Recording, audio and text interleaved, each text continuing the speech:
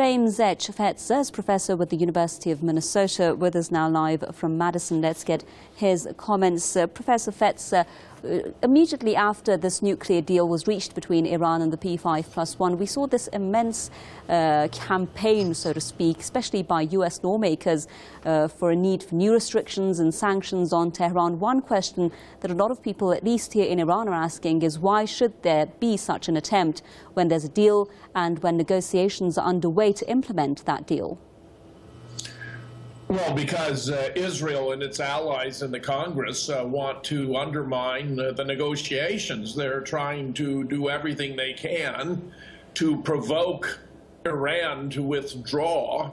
The fact that there are 48 co-sponsors in the Senate is on its face troubling, but I have no doubt that the Obama administration would veto any such legislation were it to pass Congress, and that they would be unable to override the veto.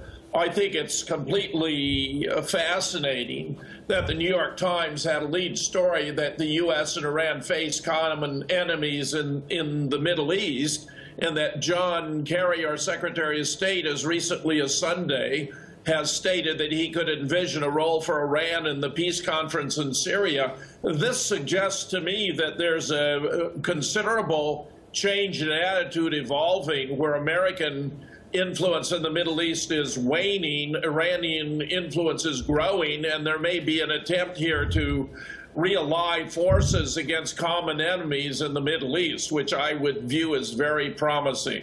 But do you think that the Iranians or the Iranian government can trust the United States? I mean, a lot of people here in Iran say, based on our past experiences with the U.S., even if we do reach a deal with the Obama administration or any U.S. government, we can't trust the U.S. when it comes to the implementation of any deal. Do you think that's a valid argument?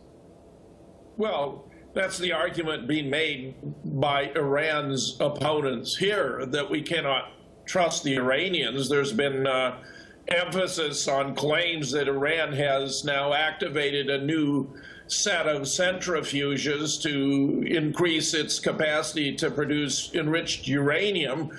My view is that Iran not only is entitled to enrich uranium for peaceful nuclear purposes, but it's perfectly entitled to possession of nuclear weapons, which, of course, our own intelligence agencies in 2007, reaffirmed in 2011, concluded was not the case. And of course, the entire world knows that the official policy of Iran is nuclear energy for all, nuclear weapons for none. So the fact is that however uneasy may be the level of trust, there's no alternative to going forward, which I believe at this point is in the interests of both nations. Thank you very much, James H Fetzer, professor with the University of Minnesota, with us live from Madison.